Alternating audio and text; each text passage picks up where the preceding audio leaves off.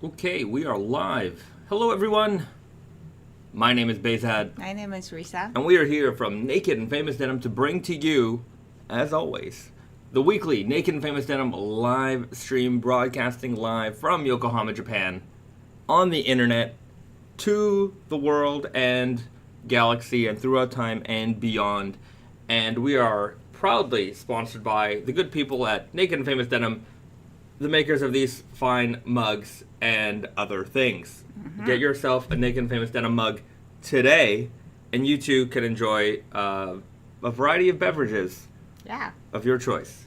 You can drink whatever you like. Cheers. Hey everyone, it's Saturday morning for us and Friday evening for many of you. We hope you're having a nice Friday evening. Probably that's where you are in the world. From our analytics, it tells us a lot of people are here from North America. But of course, we've got people tuning in from all over the world. We've got Nick Pugh. Hello from Seoul, South Korea. Good to see you, my friend. Let us know where you guys are checking in from. Invis Ian's DC is in the house. DC is always in the house. I see BD, the producer, is here as well. We've got Arif. Good to see you. Hi from Chicago. Still wearing my Elephant 12s. Picked up some Foxfibre jeans from Denali, the good people at Denali in Winnipeg. As well as the Dia de los Muertos from Muttonhead. Looking forward to the Wonder Looper heavyweight. Well, there you go. Yeah. It's more like heavyweight. Yeah, the triple heavyweight Suryami t-shirts coming from Wonder Looper very soon. And yeah, there is a little bit of a cheat code. Seems like Muttonhead had the some not released jeans on their website, so you might be able to get those still if you've got a keen eye. Some people had noticed that.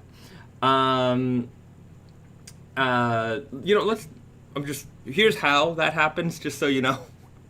So we get our production in batches. So we don't get everything all at once. So like, for example, like the Foxfibre jeans, we might get Super Guy and Weird Guy 1 week. We might get Easy Guy and True Guy, 2 weeks later. When we release them on Tate and Yoko, we basically wait for the entire production lot to arrive. Sometimes we get fabrics in different production lots as well. So you might get Dia de los Muertos, for example. We might get like half of the fabric production, in April, and then the balance of it comes in August, right? We don't always get everything all at the same time, but when we get the fabric in, we generally put things into production. So, like for example, like we have some of like Dia de los Muertos in our warehouse. Like I think Weird Guy's in, and maybe Super Guy. Like we have like a Weird Guy Shinigami in our warehouse right now, but we don't have everything in, so we haven't like released it. But sometimes we ship things to customers, we sometimes tell them to hold back, wait for like release time. Sometimes we do that. Sometimes we forget to do that. So sometimes we forget to do that. And sometimes things end up online, but we don't have like these universal release dates for our products. Like on Tate and Yoko, like we say, okay, here, it's going to come out on this day. And, for like Foxfibre jeans, for example, we shipped everything to all of our customers. And, you'd see it on a James Dan or a Blue Owl a couple days before our release. But that's generally like when we get everything around the same time, we ship it out around the same time. So everything kind of appears on different websites, even our website, around the same time. It's just that like when we get batches of fabric, like kind of spread far apart, you might see like, one jean show up on a website here and there. And because of that, we kind of asked some people not to sell them yet, just so that we can make sure that everybody who's like ordered that jean has it in their store and nobody has it out before anybody in a major way. But sometimes, we our messaging doesn't always get out and things show up online. So sometimes if you look around some other websites, you might find some things pop up here and there. But you know what? That's okay. You get to take advantage of that, get something a little bit earlier than somebody else. But yeah, that's how that works. It's all gonna be the same after, but yeah.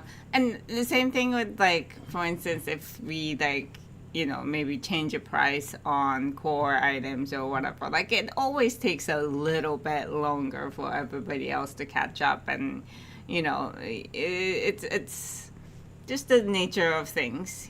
Right. When we're not. Yeah, if we're the only ones who are selling Naked and Famous always, then we can control things more. But meh. Right.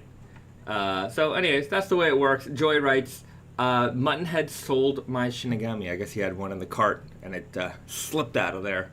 Oh. It's okay. It happens. It's okay. You'll get another coming. chance. You'll get another chance. It's for a little sure. bit later, but. Nay Yumi writes, I want the Shinigami, but I have the pure blue double black slub stretch already. Should I get them anyway so that I have a heavier weight black denim? His other pair are only 13 ounces. Also stretch. And stretch. It's a very different jean. It also depends. I mean, look, I say this to everybody.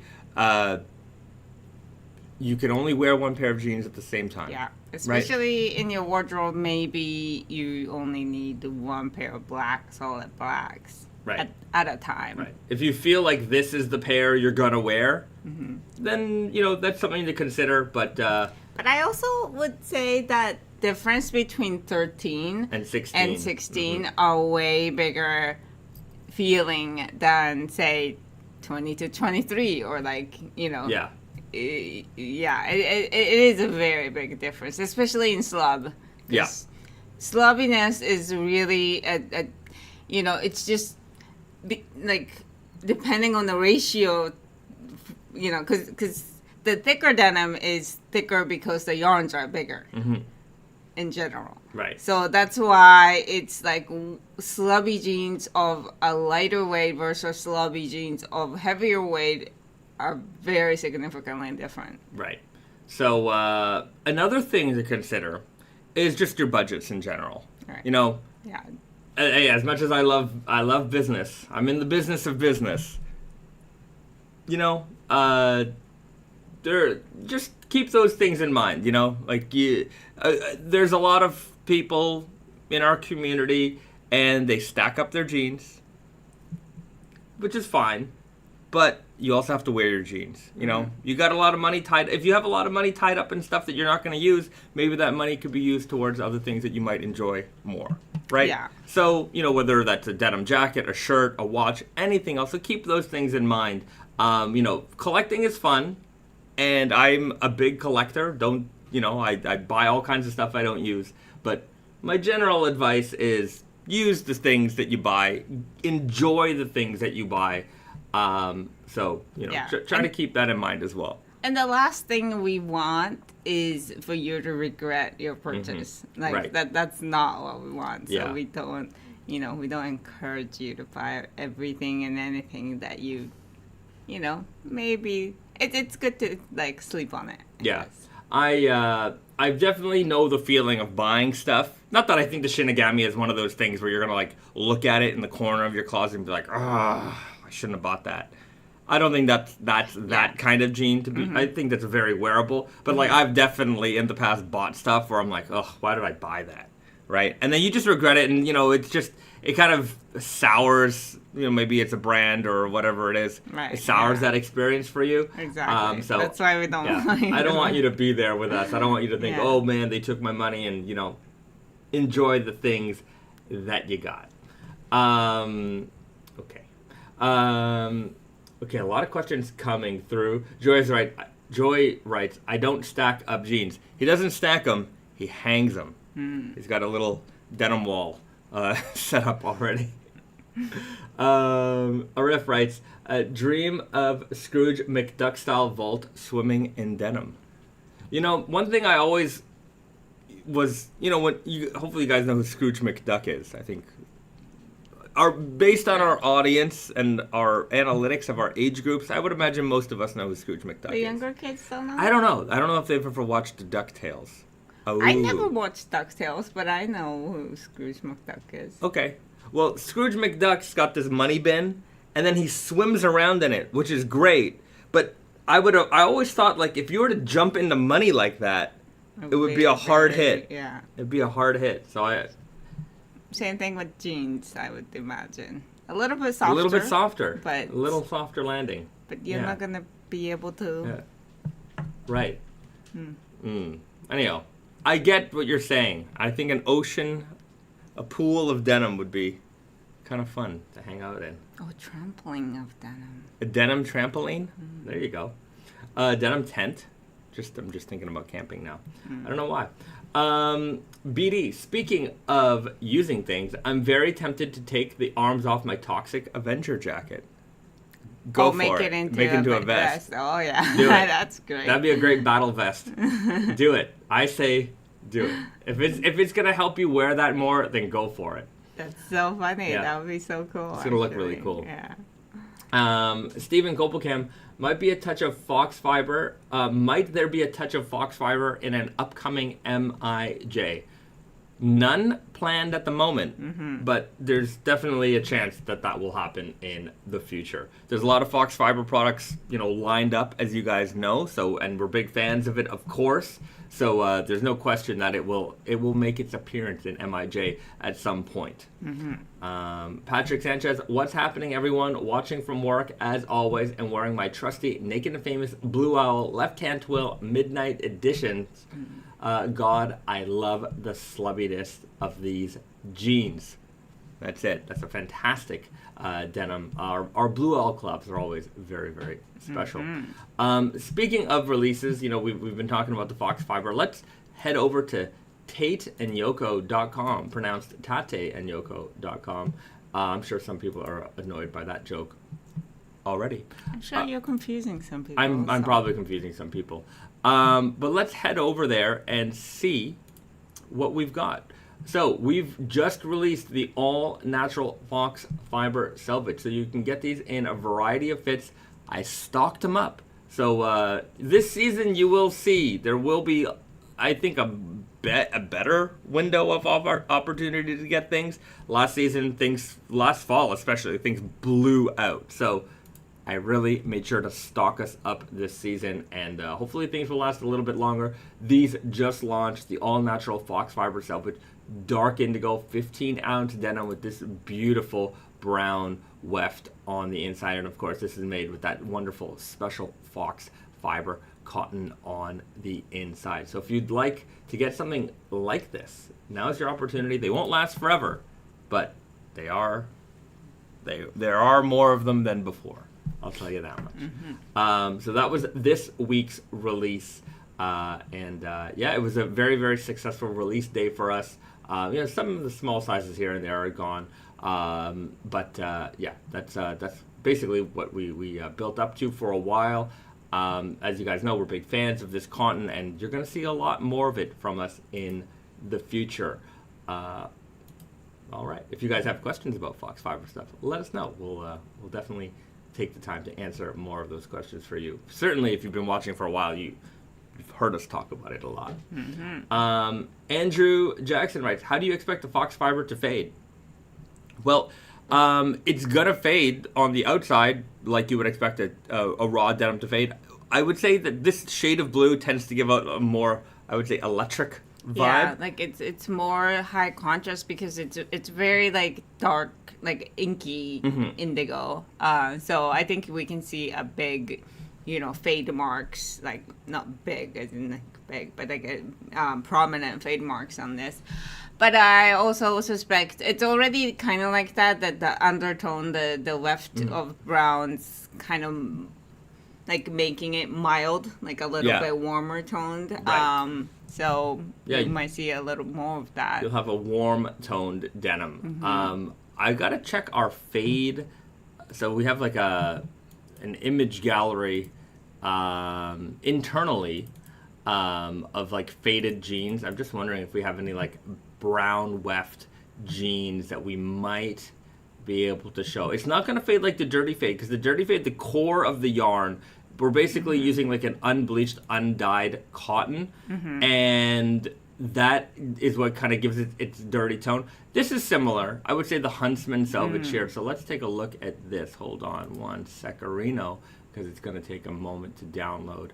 But we have some faded like Huntsman selvage that should give us a little bit of an example of how you can expect the fox fiber denim to fade. So this one was made with a merino wool interior that was brown in tone. So it's going to take a second to load up, and then we'll show that off for you guys. Here we go.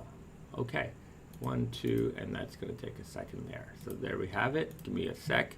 Let's go over to our browser window. Here you go. So this is the Huntsman selvage. So it was a dark indigo on the outside with a brown weft. And you can see how that indigo fades on top, but that brown weft always shows through on those twill lines. So you get a nice coloration of the denim here. Zoom out a little bit. And you can see how it will kind of tint the jeans a little bit more on the warm side. Whereas if you have a white weft denim, everything is going to look a little bit brighter because that white interior weft side cotton is going to, you know, contrast against the darkness of the outside. Kenny Ingram writes, "Those are mine." All right, well there you go. Nice. They're Nicely proudly done. they're proudly a part of our collection now. And you can see how it colors the denim quite nicely. So this is a beautiful, I think, especially in the fall, you know, we're wearing a lot of warm tones in general, option for you. So if you're curious about how the fox fiber fades, this is perhaps the closest thing we have right now. Hold on, how's that working for me? Boom, boom, boom, boom, boom. Oh, There we go. Kenny says I traded those in more than for almost a year. Almost a year. Oh, That's a while pretty good amount. while on the floor at Harry Rosen, if you can believe it. Harry Rosen's a gentleman's store in Canada. And by gentleman, I mean like a suit store. They sell suits and fancy haberdasheries in Canada. I was about to say, unlike a gentleman's club, which is Not a gentleman. Oh, could be. I mean, could be. In general. In general. I'm just gonna. You're just going to Yeah, generalize that? yeah. All right. So there you go. Harry Rosen. I remember buying, you know, we talked earlier today about things that you buy that burn a hole in your heart, you know, that just, you bought it, you're like, why did I buy that? I just remember buying a pair of Hugo Boss boots, like moto boots. I don't know why. I talked about it a long time ago from a Harry Rosen, and I remember buying them because I saw them in like the catalog runway like photos, and I walked into a Harry Rosen and I saw them. I'm like, oh my god, those are the boots, and they were on sale. I think they were like $399 or something like that. So I'm like regular price. I think they were like half off, and I'm like, man, that's a great deal. I have to buy them. And I put them on, and my friend was with me, and she was like, you got to get those. Those are so cool. And I'm like, yes, okay, confirmed, cool. I bring them home, and I'm like, I don't know how I'm going to wear. I'm like, where am I going to wear these? What am I going to do with these? And I wore them to work like once, and everyone was like, whoa, those are cool. And I'm like, I don't think so. I look like a Power Ranger. Yeah. And you know, I'm wearing them on the bus, and I'm like, I feel like I'm like, I don't know. And I just put them back in the box, and I'm like, you know what? They're gonna stay here for a while. And every now and then, like I see them, and I'm like, I hate those things. And Did you get rid of them? no, they're in my mom's basement somewhere. They're in the elusive mom's basement, and I don't know. One day I will dig them out and show you guys, but Yeah. Yeah. I mean, there are definitely, when you're younger, you get excited about things. That doesn't necessarily, you know, I still struggle with this sometimes. Like, you like something doesn't mean it's going to go into, you know, like, it doesn't mean that you're going to look good in it. Or Right. means it goes well with your, you know, style. yeah. Exactly. Yeah, you So, can appreciate something from far. Yeah. Somebody writes, this story is the exact reason I never picked up Rick Owen shoes. Love them so much, but would just not jive with what I'm wearing these days. Yeah, it happens. We all have a few mistakes like this in our life, but you know what? You know, if you can avoid them, that's great. But you also, for me, I learned from it. You know, it's one of the many, but mistakes I made in life in terms of things I purchased that just didn't get the use that I expected out of them. Luckily, it wasn't that much money. It's a little bit of money. It wasn't that much money. And now you guys get a little bit of a story out of it. Yeah, So, and that's why it's good to sleep on any purchase. Like, I'm very bad. I'm an extreme example. Sometimes it gets frustrated because I sleep on it for like days and days and days, and I talk about it constantly. yeah, and I'm just like, buy it. Just buy it. It's fine. But sometimes it's like, you know, if it's an inexpensive item and you're mulling over it, you know, sometimes there's, you know, a rather inexpensive thing I'm looking at, and I'm just not sure which one to buy. And I spend hours trying to figure out which is the right one, because here in Japan, if you buy something, you can't return it. And I just don't want to be stuck with it, and, you know, so I'm very cautious about it. And I sometimes I feel like I've spent more time thinking about this item than the item is worth. And so, 100%. like, I've wasted so much time doing that. Right. But Yeah. also, like, even if you could return it, if it's an inexpensive item, you probably wouldn't go through the hassle of returning. So, like, that probably adds to your equation, too. Right. Eesh. Anyhow. It's hard. Learn from us, guys. Okay. Shank Style writes, Bayzat needs to do a mom's basement garage sale. I'm sure you got lots of rare stuff. Send the profits to Naked and Famous or Wonder Looper Fabric Development. Mom's basement sale. There are boxes and boxes of jeans, just like a ridiculous amount of jeans. Which, by the way, All size 27. yeah, are all tiny. They're like, they'll never fit me ever again. And yeah, there's a ton. Like, I have a lot of t-shirts here, a lot. There's even more in my mom's house. Like, there's a ridiculous amount of t-shirts. I wonder how much of this stuff has, like, it's been in there for, like, I don't know, 15 years plus now. Yeah, like in a box air, with. So I'm just wondering what the condition of some of this stuff it's is. probably not that great. Once that mold comes in, like, everything's. I'm a little worried about that. Yeah, maybe I should check on that next time we visit. Yeah. That's the problem also, though. Like, I always had this problem. It's like I always meant to, like, clean up, like, my room and my parents' place or whatever.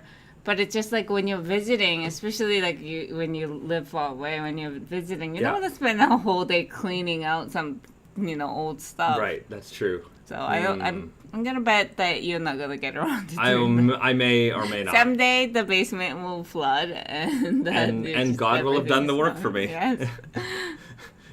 Sometimes I feel that way. I'm like, you know what? Just wash this all away.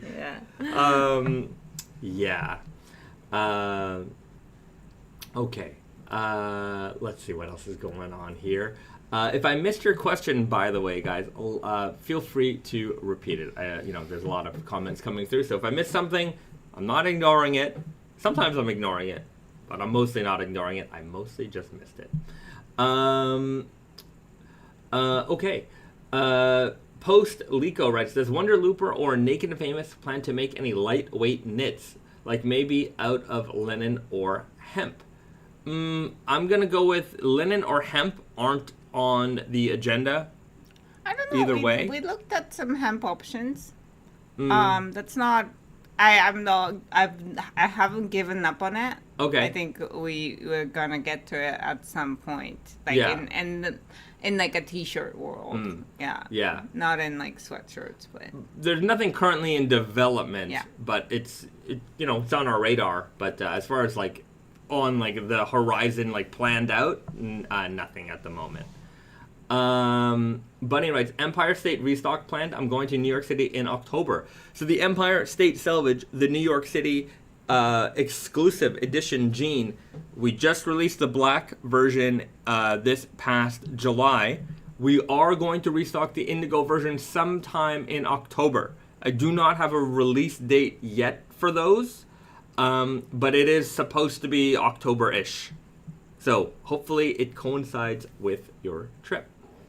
Okay.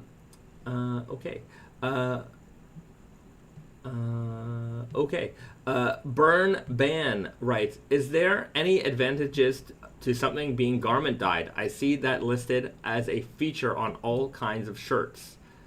The advantage for something being garment dyed in terms of, I would imagine you're usually t-shirts, is for the manufacturer. It's, for the customer, I don't know if it makes that much of a difference or anything, but for the manufacturer, they basically just need to make one fabric, which is it's called a PFD, prepare for dye fabric, and then you can make however many t-shirts you need to make. Like if you need to make 1,000 t-shirts, you can make 1,000 t-shirts, and then you can just dye, if you need to make 100 red shirts, 200 navy shirts, you can dye them a lot easier than rather than making the fabric a particular color, through yarn dyeing, and then, or fabric dyeing. Or fabric dyeing. There's all kinds of ways to do it. You can fabric dye.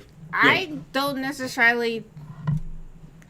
Garment dye is on its own thing, and sometimes you can be more efficient that way. I don't necessarily think that's always the more efficient way. If you're making 200 t-shirts, it's probably better to dye the fabric rather than the garment. But there is a look that you can achieve with garment dyeing, it looks kind of washed already. Things that look like vintage, like those are usually are garment dyed, pigment dyed. So it's just kind of gives you the vintage vibe right off the bat, and also it's just like a different look. Yeah. Pigment dye tends to run over time, like the color. It does definitely bleeds. It's not a very, in my experience, it's not a very color fast thing. So but it looks cool, like right off the bat. Yeah, you got to be careful with how you wash that and like what you wash it with, because those dyes are going to transfer. Yes, it's going to bleed for sure, and after maybe a good amount of washes, it's going to be a completely different color. It's a completely different item. If you say you started with like vintage black. In about, it's a t-shirt, you wash it all the time, in about a year, the t-shirt is going to be gray. Yeah. I've definitely owned pigment dyed things where I remember many months, maybe even years later, I'm like, wait a minute, this used to be a much darker green, and it's like grayish green now. And I'm like, right, yeah. The color changes a lot. So yeah, and also just the unevenness of the on seams and stuff. It doesn't, even if it's not pigment dyed, seams and stuff is harder to dye, and it's gonna be a different look overall. And especially indigo dyed things, I can definitely see the benefit of that. It just gives, the indigo dye is different. Yeah, because the way indigo changes color, I mean, that's something that we're very used to, right? Whereas if I have a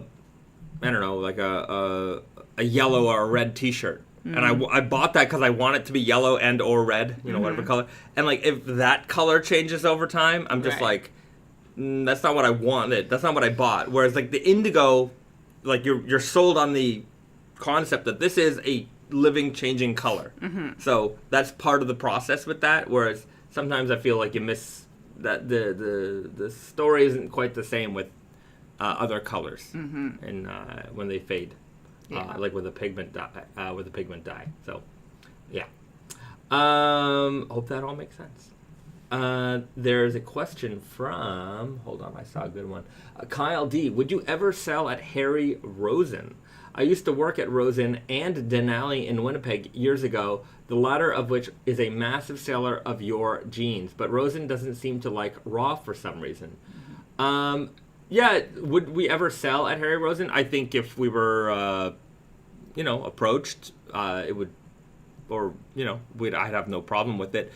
The suiting stores have a very different approach of selling jeans than like the jeaners. Like Denali is a lot more like they have they have contemporary, and it's not so fancy in there, but they do have like some dressier items, blazers and shirts, but they also are, I would call them more like classic jeaners. They sell a lot of jeans, right? So that's why they sell a lot of our jeans. The suit stores, like, those guys, they just kind of want the weekend outfit. Yeah, the weekend outfit. The clientele tends to be a little bit more mature, and jeans are more of a weekend thing for them. Mind you, of course, they do have, different customer types, but they treat jeans in a much more different way. Like, if they were to carry our products, it would definitely be, in my opinion, I think they would carry things like stretch selvage or 11-ounce stretch selvage. Maybe they'd have like one like crisp jean that might not be their best seller. But it's gonna be sold as like, hey, these are clean classic jeans that you can wear on the weekend. There's no like pizzazz on them like some other products. But also, sometimes I feel like those kinds of stores, because they sell such a high ticket kind of price point in their shops, they tend to like products that are a little bit more expensive as well. And that's not, in some ways it's a knock against us, because while we do provide a great value, and I don't think our jeans are cheap, it's just that for a salesperson who's working on commission, if they have a product that's $400 or $500 versus a product that sells for $200, and it takes the same amount of effort to sell it, and they're working on commission, I'm selling that. I want that higher price point. And I'm going to say that sometimes I feel like the customers who shop in those stores, money is really not it doesn't matter. Whatever the sales guy shows them, they're buying it, right? Yeah. So sometimes that works against us in certain markets, because they just want that higher price point, because they operate these stores where sometimes they're in very expensive locations, and that dollar per square foot like level needs to be very high. So it can sometimes work against us in some ways. And also, I mean, like, just in general, like, not this audience, but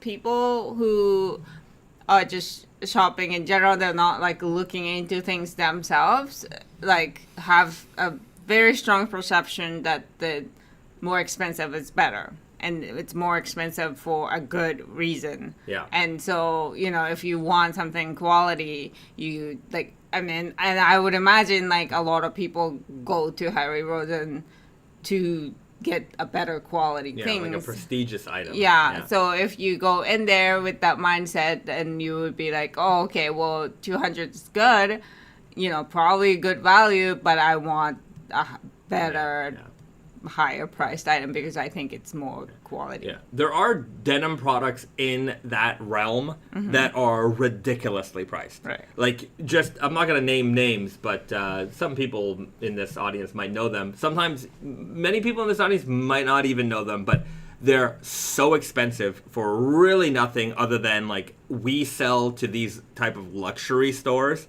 and we sell in like the men's suit section. Like, we're not the jeans in the denim department, we're the jeans in the suit department.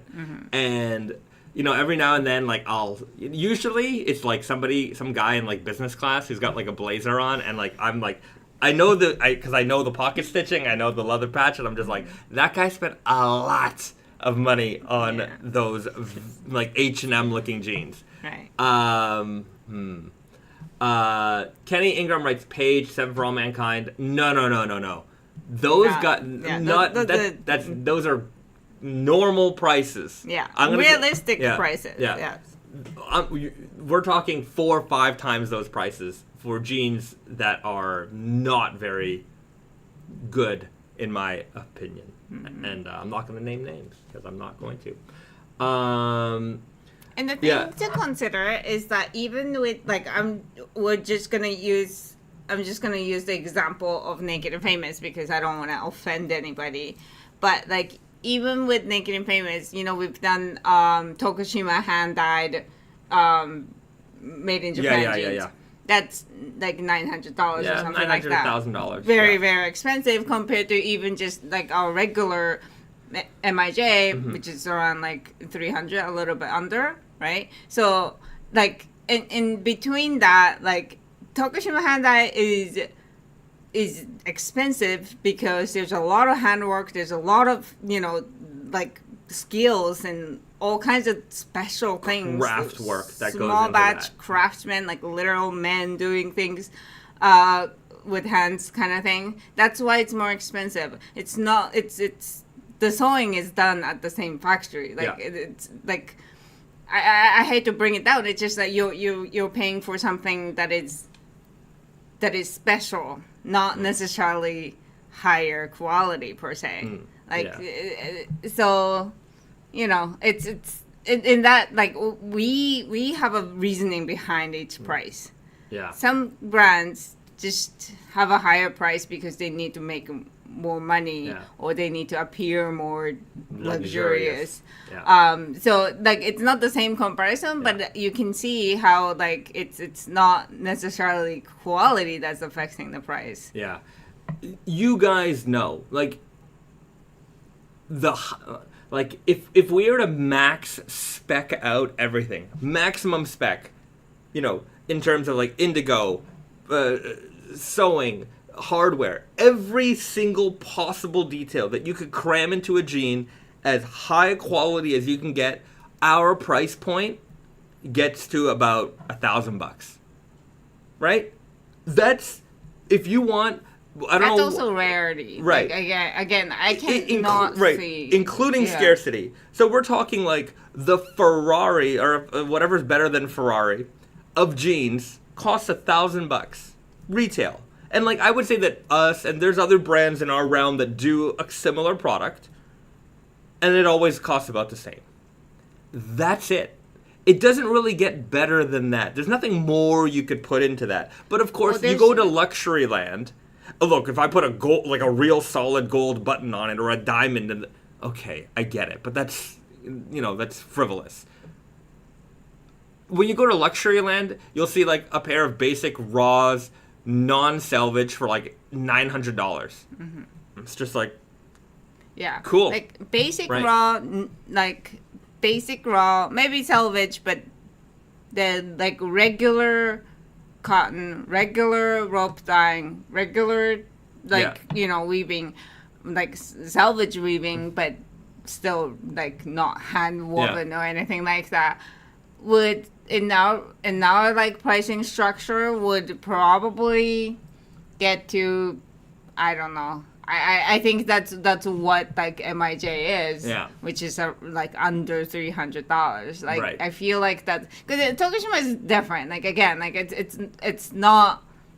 It's just special. That's not something that anybody else really like does, or these brands are even looking at. So. I mean, like Joey's mentioning, for example, like another brand has like a $2,000 pair of jeans. Like another brand in our realm that has like a $2,000 pair of jeans. But it's like, those are hand woven. Like, hand woven, hand dyed. So like, okay, I get it. You understand what you're paying for here is literally hand woven. That price justifies that price. But tell me, and there's somebody's writing in the chat that they work for, you know, these luxury brands. Gruffalo writes, "Yep, I work for one of these, you know, luxury brands. I cannot believe what people pay for these products." Right. So coming from what you guys have learned from us and what you guys know from just your general experience, like in the real premium denim world, what things should cost. Go look at luxury land and tell me that they're providing you with luxury. They're not. Like their denim is laughably bad. Like terribly bad, for the price. For the price. You know, I know that some of the fabrics are coming from the same mills that come from where we get our stuff. Why? Because we're touring the mills. I see it being woven. I literally see, you know, the stuff that they have in the showroom. Like I've seen it. I know it. And it's like, I know what that fabric costs. I know what it costs to make that jean, and I know what they're retailing it for. And the difference is mind-boggling. And to me, it's just like, I don't know. I don't even know how you... Look, I do know. I shouldn't say I don't even know. I do know how they get to where they, price things, because that's just what they do. And they have a customer base that's willing to pay for it. So I get it. But as intelligent denim fans out here, you guys know the truth behind them, and what you are paying for isn't in the quality. There's some quality there, but that's not what you're paying for. But yeah, I mean, 40 ounce also is going to be a great example, because 40 ounce is extremely special. When it took a lot to even start weaving the fabric, let alone making jeans. I think it's going to be very much of an uphill battle. Yeah. And it will take so long, just because it's just such a difficult fabric to sew. It's like the super, the Ferrari, they make cars. They don't make that many cars a year.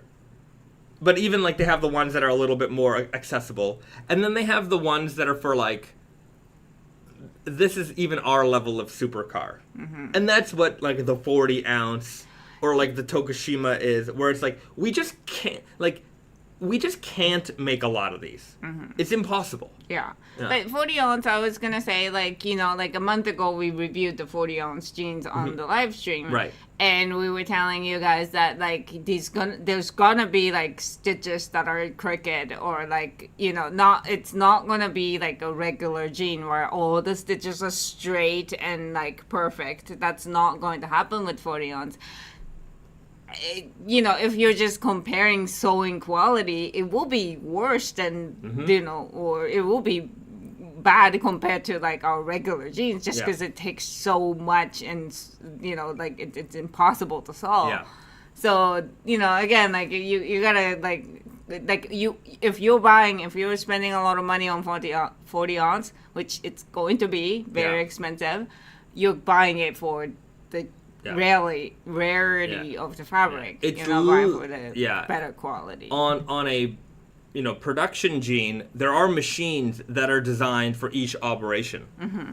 So that's why stitches come out very clean and very uniform. Whereas the 40 ounce will literally, the entire production of this jean is going to be done on a rather gigantic but still single needle machine. So every operation is done by hand. There's no guides, there's no automatic feeders, nothing. It's just, you have to be very skilled to put that through. So there will be some jankiness here and there. You're paying for that. That's the only way to make this jean. So it's gonna be something. I think it was our last live stream in July was the one that we reviewed, the 40 ounce. Yeah. So if you missed it, you definitely should check that one out. Right 75, after the 40 ounce, would you make more of the 32 ounce? No. Don't think so. The factory is not making any more 40 ounce denim, and they're not making any more 32 ounce denim. So, we'll see what we can do about, above 20, even in our factory in Canada, a 22, 23 really tips the scale. Yeah, King of Slub was literally pushing the maximum. Yeah. It becomes a very big problem, because you're busting needles, and it's hard to manipulate this denim through the machines. It's very slow, and it just bogs down the production line. If you're spending all this time changing needles all the time, you make you're going through half a leg, and then boom, the needle breaks. You got to stop the machine. You got to reset it, and then it breaks again. It's a real hassle. And it's also very dangerous, because once the needle breaks, sometimes it just goes flying. Yeah. Other times it stay in the fabric. You have to get gotta it out. find it. Yeah. It's a very time consuming thing. We went to see 32 ounce being sewn in Japan because we couldn't do it in Canada. We had to seek out a factory in Japan. And we went to see it, and like, you know, all these like young ladies who are sewers are like just hammering down these seams so that like they can like, you know, just make it flat so and go through the machine. Yeah. It was a really funny picture, but right. They did not like sewing those. No, nobody does. Nobody does. Okay. What do we got here? CTF Freeman writes, want to shout out the value of your circular knit tee. Arguably, you have underpriced them. Probably. I mean, I don't think we've touched that price in a long time. Well, we recently upped it by $2. There you go. $2 or $3. Right. Yeah. So, I think we definitely have covered this topic before, but you know, there are some prices in the Naked Famous Denim catalog that are probably under what they should be, all things considered, but... And recently, you know, because the inflation is so up, like, it just seems ridiculous. Right. So prices. Enjoy. You know, we're not, you know, we'll... Yeah. I don't think we're going to go out of business just because, you know, we underpriced it for a couple of years. Right. Something's like $10 underpriced. It's whatever. It's, let's hope that somebody's watching over the numbers. Like, we'll just sell more. We'll just sell more. That's it. You know, if somebody feels like they're getting a great deal on this, then they are. They'll tell a friend. That friend will buy it. You know, it's all... It'll all that stuff will cycle back to us. But yeah, you know, I've been in this industry a long time, and I just remember things like, you know, being in these meetings where, you know, one of our retailers come in, they're like, oh, I just came from this brand, and they started the meeting with, right off the top, our prices are up 40%, and it's just the way it is, and they're like, well, you know, what am I supposed to do? You know, I'm like, buy more of our stuff, you know, but it is, like, I feel the pain, especially as a retailer, like, independent retailer who's been, like, building up a brand, and all of a sudden, like, that brand just goes out of your price range. Like, what are you supposed to do? Like, your stores, like, you know, you helped build up the brand. Your store is kind of, like, you know, that's your character of the store, and... You know, it's kind of sad. Yeah, it's difficult. I mean, sometimes it's a matter of just like, you know, currency conversions and like finally they you know had to make their price adjustments to make everything work, and you know it's you know a storm of problems that kind of all came together. But you know, it seems to me that the consumer sometimes is, you know, they might complain about this stuff, but you know they still go with it, right? And just that everybody's doing it, so it's like you kind of accept it. Yeah, we go, look, you know, like Risa mentioned earlier, we adjust prices here and there, but sometimes we're just like, yeah, it's gonna go up $1, it's gonna go up $3. Like we're not. I feel like sometimes you go, like when we were in the West this last time, like and we're in the grocery store, and it's just like, that is expensive, and I'm like, how did, you know. Like what we used to pay maybe $10 for chicken, how is this like $18 now, right? And it's like, I feel like the inflation on like, you know, a $10 item, the price has gone up so high versus like, you know, our products are like in the hundreds of dollars, you know, $180, $175, $200 price range generally, and like, you know, our price adjustment is like $5. And it's like, it's such a small percentage. Yeah, like the first time in 5 years, we raised $5 or something like that. But another thing is like, we're not dealing with fresh produce or something. So we're not as price sensitive. Right. Like a lot of the times we just try to see where it goes. Yeah. Like, you know, for a while, because we don't want to adjust the price and then adjust it back or whatever. Like we just that's so much more work than we want to. Right. Craig writes, I just got 2 pairs of the Foxfibre, one in the weird guy, one in true guy. They may get worn eventually. Well, I hope they get worn. Yeah. But clearly the Foxfibre bug has bitten you like it's bitten us. And, I know that you're a big fan of Foxfibre products. So I hope that you do get to enjoy them and wear them along with your other Foxfibre recent purchases. Oh, wow. Craig writes, I work at Disneyland and I wear a uniform every day. That's the main issue with me. I only have nights and weekends to fade. Well, yeah. that's a pretty cool job. Yeah. Anyway, Reese and I are big fans of Disney. A friend of mine emailed me the other day. He's like, "Oh, I've got people coming to Japan. You got any recommendations?" I'm like, "Yeah, go to Disney in Japan. You'll have a great time. Like we always have a great time when we go there." And, I mean, who doesn't have a great time when you go to Disneyland? I guess I don't know, but yeah, I mean, it's like there's also like so many like myths. Like I really admire the professionalism of everybody who works at Disneyland. They're impressive. Yeah, it's very true. Yeah, it's like even in like I've never been to Florida one. I've only been to like California one couple times. It's not so memorable, but I feel like I've never had an experience at Disneyland where like the staff was less than impressive, professional. Yeah. They're always on point. They know what they're doing, and everybody they're doing these parades and stuff every single day, and like everyone is so excited and energetic, and like I'm just like we're there with our niece, and we're just like she's having the time of her life, and I'm just like, this is what you guys have made is pretty amazing. And he's a butler at the Haunted Mansion. Oh, wow. Fantastic. That's a pretty cool job. Well, I hope you have a lot of fun with that. Haunted Mansion uniforms all very good. Mm-hmm. I like that. Very, very cool. Kyle D writes, I've never been to any Disneyland World. Oh, let me break it. You also have never been to a Disney Sea.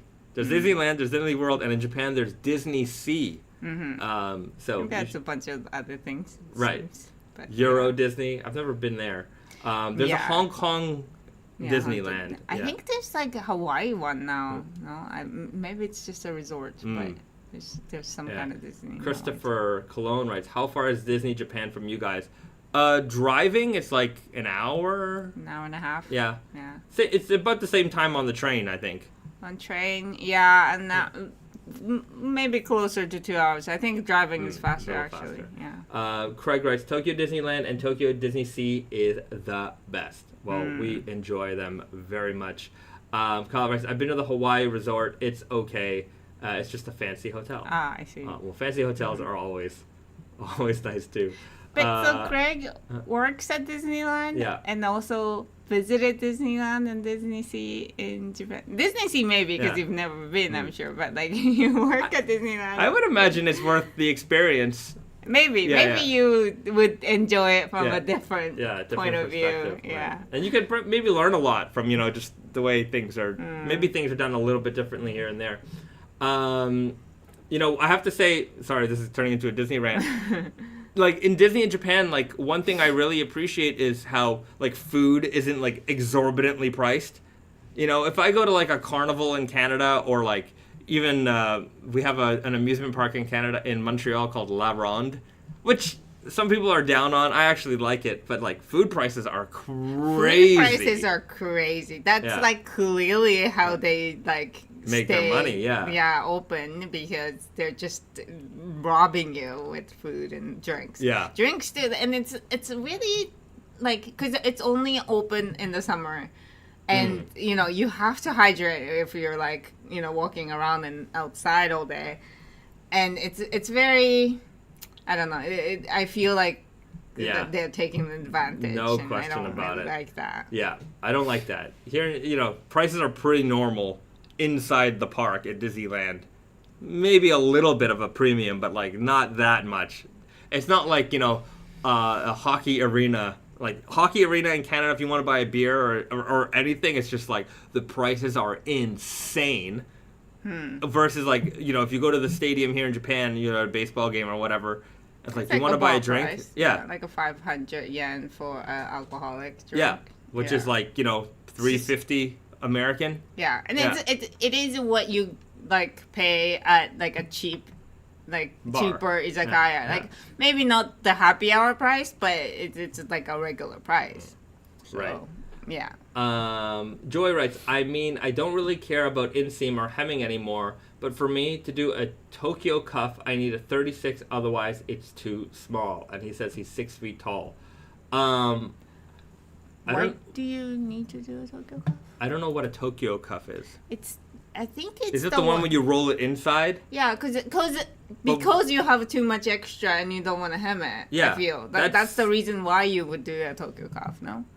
Yeah, I don't know who came up with that term. I don't know. I used to do that. I would roll it in, like fold it inside the leg a little bit, and then cuff it a little bit on the outside because I was doing all the fit stuff for the videos for a while, and I didn't have a hemmed pair. Yeah, and you don't necessarily want to hem every single pair you want to photograph. Right. Yeah, I think if you're 6 feet tall, unless you've got like really long legs. Like you shouldn't want to do a Tokyo cuff if it's not long enough. Yeah. You know what I mean? Like right. The whole reason is that you do it. So Joey writes Japanese cuff, and then Nimue writes Tokyo turn up. I don't know any of these terms. These are all new terms that I'm not sure. Oh no, it's the one that like you line up with the like you fold it once, big cuff, and then you fold it again and line it up so that the original hem but that's only if the jeans are too long. Like I don't know. Exactly, that's my point. So just do a regular cuff. Yeah, this is to imitate a regular cuff. Yeah, it's not a style decision. It's just somebody who didn't want to hem their jeans. Somebody whose jeans are too long and didn't want to.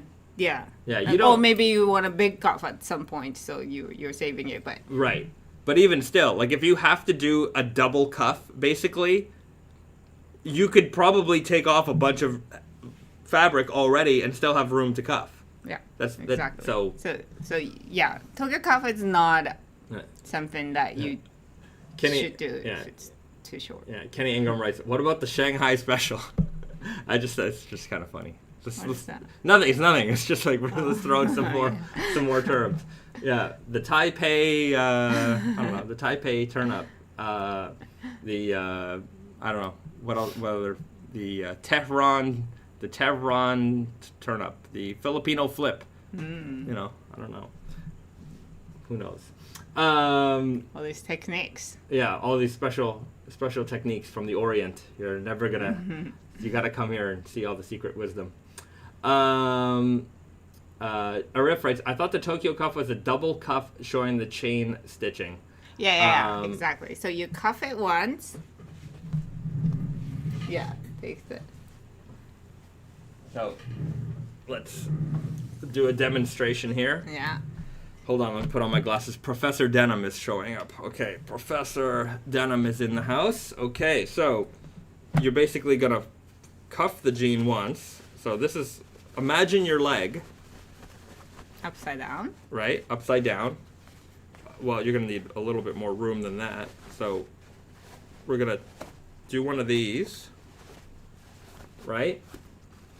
Right, you're probably not going to wear a cuff that long or longer, Maybe that might be okay. It's a styling decision. Right, but if, you got a cuff this big, it's a pretty big cuff. And you hold it up. I'm going to hold it up? Yeah. A Tokyo turn-up, which is not my term, but your term, is this, where you will flip that part of it up again and kind of line it up with the hem. Skillfully line it up so that it looks like a regular single cuff. Yeah. Because you still see this. It's not one of those, you go over it and then you clearly have a double cuff. You're sneaking. Yeah, you're still showing that hem there, that chain stitch. So that's what the cool kids are calling a Tokyo turn-up. And I would, to them, say, just get your jeans hemmed. If you can. If you can't, this is fine. It's a great alternative. But no. It's like good. you don't need long jeans to. You know what I mean? You don't don't need need to long have jeans to have this look. This look is only if It's too long. Yeah, right. So if you're a tall person and you're like, oh man, if I want to have a Tokyo turn up, I need to have a 39-inch inseam. I think you're doing it wrong. Yes. You don't need the extra long inseam. Just hem them a little bit and wear a regular cuff, because the regular cuff is something you can achieve. But if you're double cuffing just so that you can look like you have a too long of jeans, yeah. that defeats the purpose Yeah, right. of this look, I feel. It just seems a little redundant. Mm-hmm. So there you go. It just feels clunky. There's a lot of material here. Like if I didn't have to do this, I wouldn't do this. Yeah. And Craig says Tommy from Jamestown does that with all his photos. Yeah, it's because he's wearing merchandise. He's wearing merchandise. Yeah. He's not Tommy's like taking all one pair of everything he carries and hemming it so that he can fit in it in a photo. That's going to be a very expensive operation. Right. So that's why he does. And that's why, even at Tate and Yoko, like, we tend to have taller models just so that we don't have to hem our samples, or like we'll have a small cuff on them. But like we intentionally put on taller guys so that we don't have to alter everything. But like Tommy, for example, he's like my height. Yeah. Yeah. We're about the same height. Particularly tall person. Yeah. I wouldn't call him short, but I'm not calling myself short. But we're not like I'm not over 6 feet tall. I'm like 5'8", 5'9". Yeah. And so all the jeans are designed really for somebody who's taller, just to accommodate everybody in between. So yes, it will be too long, like just as is for him or you. Yeah. But so that he doesn't have to alter every single jean he takes, because he's always the model in all the photos. Right. Because it saves you guys money, so he doesn't have to hire a model, and he saves you guys money by not having to alter every jean, because if he does, then obviously the cost of all that's got to go into somewhere.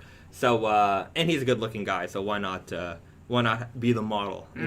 Yeah, that's also a good point. Like in the summertime, I want to wear my jeans a little bit shorter, but in the wintertime, I want it covering my ankle, like to the shoes. So yeah, you don't want to hem it because then it's too short in the wintertime. But yeah, I think this cuff is just for that purpose, like to avoid hemming. Yeah, that's it. Ooh, we got What kind of guest do we have on the show today? Who could it be?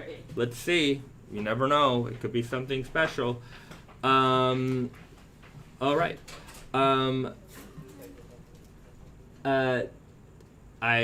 not sure how to say that, but they write more strong guy when. All the time. There's more strong guy. We just launched strong guy in the smoky cotton slub selvage. We just launched strong guy in the All Natural Foxfibre, so there's more strong guy options. Anything cool? No, like cat food. Cat food delivery. There you go. So we're adding more and more strong guy options. So check our website, and you will see that there's a lot to pick from now, and the core stuff is being restocked consistently. Joy writes, I sent a pizza to your place. That would be a good move. Also a little creepy. Yeah, but let me just tell you why you don't want to do that. Because I'm gonna go with delivery pizza here in Japan. Let's just go over it for a second, because you gotta diss the Japanese. I gotta diss Japanese Domino's, because I haven't had Domino's in a while. Admittedly, I used to eat a lot of Domino's. I don't know. It's not my favorite pizza in the world. It's always just more of a convenience thing. But I don't knock it. It's fine. But Japanese Domino's just doesn't do it for me. Hold on. I gotta. Am I seeing menu? There we go. Oh, okay. It looks like on their website the prices are not terrible. They used to be way worse than this. I think because you're used to high price everywhere else. Yeah, but whatever. I guess I don't need to knock them that hard. But Japanese Domino's. I think what you want to knock is this menu selection. Like. Yeah, let's just do it. Sorry, Domino's. I love you, but. Well, I'm a big supporter. Like, I don't like their pizza so much, but for me, Domino's is this place where you can get like seafood and like the mayo shrimp, like the quattro pizza with mayo shrimp margarita Domino Deluxe, and it's just there's so much stuff on these things, and also often they just drench it in mayonnaise. I don't know why they throw mayonnaise on top of it. Yeah. I don't want it. I think it tastes gross. But they're very like also like, you know, in North America, I feel like you're like, if you're ordering a pie, you're ordering, maybe you do half and half, but not, you know, that's just like, you know, not that common. Whereas in Japan, like you do quattro, like you do 4 flavors in a pie. Right. It's just nobody wants to eat the same flavor. The double twice. cheddar chicken burger pizza. It's just, there's a They're lot. very creative. There's something. Double cheddar burger pizza, hamburger beef cheddar sauce, base you know, toppings, sometimes- pickles. I don't, it's just, sorry, man. Yeah, they don't have the concept of like Ketchup, hamburger, beef, pickles, burger sauce, ketchup, and cheddar sauce. You threw ketchup on there? Sorry. You guys are doing it wrong. Just don't do it wrong anymore. I feel like Japanese like food options are like so afraid of being mundane that like they just offer so much options. And that's why it's interesting to like go into convenience store because you never see the same thing twice. Yeah. Really. Burger range limited times. Like, how many burger options do you need? Right? It's like a gajillion of them here. Yeah. It's not for me. It's not for me. Sorry. Do you like the same things over and over again? I do. And so I had to learn to make pizza on my own, and I do that from time to time. In fact, do that. I have plans to make pizza this weekend. Pedro, places always go ham on the mayo, and they always be slathering that stuff on. Yeah, they really do. Here in Japan, sometimes there's mayo on stuff, and you're just like, why is there mayo here? Just nobody calls for mayo. I feel that way about North America too. Why is there mayo everywhere? Yeah. It's not for me. I really don't like mayonnaise, and it pops up all over the place. And I'm like, could you not? Could you just hold it back a little bit? I'm not a big fan of mayo either. Right. James Junn writes, I heard that Japan has some awesome pizza, though. I would say so. I mean, like the quality of... It's not New York, and it's not the West. It's just not the North American pizza. Yeah. For us, pizza is Italian, and we have very good variety of Italian-style pizza. You don't like Italian-style pizza as much as you like I prefer North American. I'm going to say it, I'm going to prefer the evolution of Italian pizza, which is North American pizza, which was all made by the Italians. They figured out how to make pizza better, and they did. And so... That's what I'm saying. I don't deny any of that. Yeah. I'm just saying that our pizza options are more Italian. Yeah, they're more floppy based. Like, if you want a pizza that's a little it's watery... not something you eat, like on the go. That's just the cultural difference. We sit down for pizza, so it makes sense to have Italian pizza with the knife and you cut it and, you know. It's got to be big slice, crisp, thin. No, I like those pizzas too, but... Yeah, and they're better. It depends. Okay. Okay. Kyle writes, Winnipeg routinely gets votes as having some of the best pizza in the world. Really? Yeah, it wouldn't surprise me. You know, I have to say that sometimes I do find the Canadian small cities, because you get a lot of good stuff out of them, because I feel like there's always something to prove, right? They're just like, you know what? We're like, there's ambitious people in those groups, right? Because they're like, I'm in a small town. I have to make, do with what I got. If I want something good, well, I can't wait for somebody else to bring it. I'm just going to do it. And when you get those kinds of ambitious people, you tend to make really, really good things. And I do believe that's why a lot of really good things come out of Quebec and Montreal, like product-wise, because they're, it's French Canada. It's the smallest, it's there's a lot of minority groups in Canada, but it's as a language, we call Canada like this bilingual country, but it's really not. It's like it's Quebec who speaks French, and then the rest of Canada that speaks English, right? And so because they kind of feel like they're their own place, they just have to work more hard in order to get the things that they want done, and you tend to get really good things out of that, I find. I also find that people maybe don't expect it much, so when they do find a good pizza, for example, they talk about it. It's like, whoa, that place is good, because it's just not something to expect. If there's 5 pizza stores or pizza restaurant in a city, you wouldn't think one of them to be like, high quality as, some of the best in New York City or something like that. So Yeah. I think that's just kind of an expectation thing too. Yeah, Kenny writes, there's very large swaths of Francophone communities in the prairies. Also in the Maritimes as well. There's patches, and they're out there, but they're certainly few and far between, So, yeah. Bilingualism in Canada, I'm going to say it, has failed as a... it's just not. It hasn't been implemented well. Like in New Brunswick, for example, there is a lot of French people there, and I think that they've done a really good job of bilingualism, because you kind of just have a lot of people who speak both languages very naturally, and whereas in the rest of the country, it's either or. Yeah. So we need to take some lessons from New Brunswick. Kyle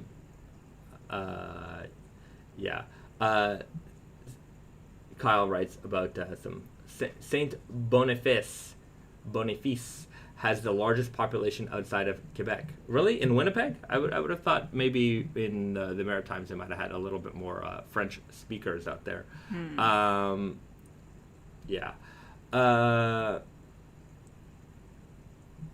What's it? Joy writes, Bayzad reminds me of a better looking younger Jay Mascis with the glasses. I don't know who that is, but I'm going to take it as a compliment. Thank you very much. Emerson writes, he deleted the comment, but it was about a shot jacket that they like. We did just get a new shipment of shot jackets at Tate and Yoko. Garrett's been rocking his in the last video, for example. Garrett's a big fan of the horsehide leather jackets, so he's handling all the orders for Shot these days.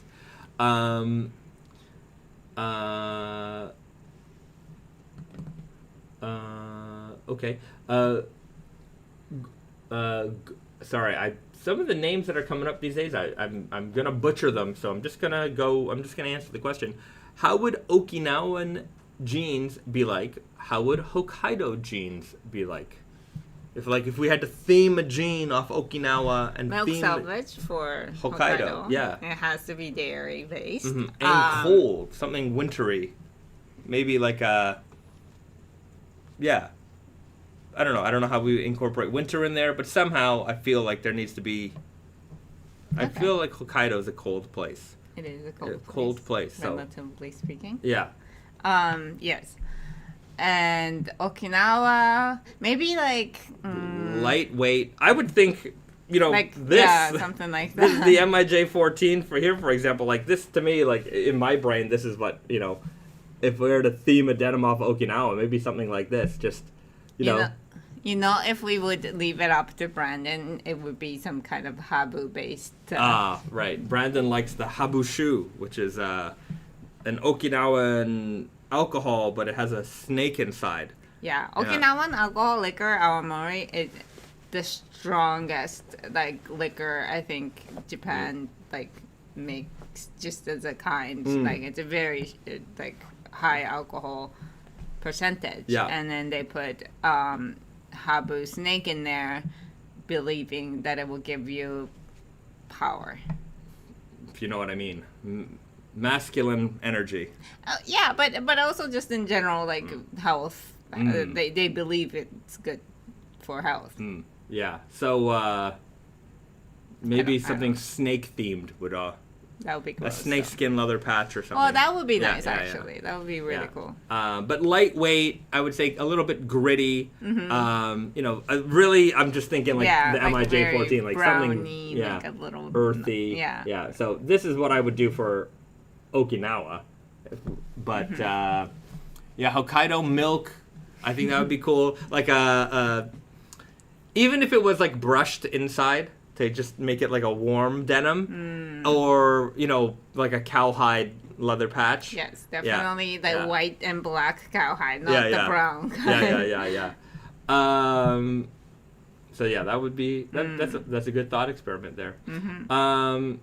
Henry Matos writes, "Good morning, everyone. Did you eat some New York City pizza on your recent visit? That's quite a few pizza places in the New York City store, by the New York City store where you can dine in." Yeah, of course. We went to my favorite New York City pizza place, Sbarro. It's my favorite and favorite of Michael Scott as well. So I have to go to Sbarro always to get a New York slice when I'm in town. What about you? Sbarro as well, right? Yeah. Always.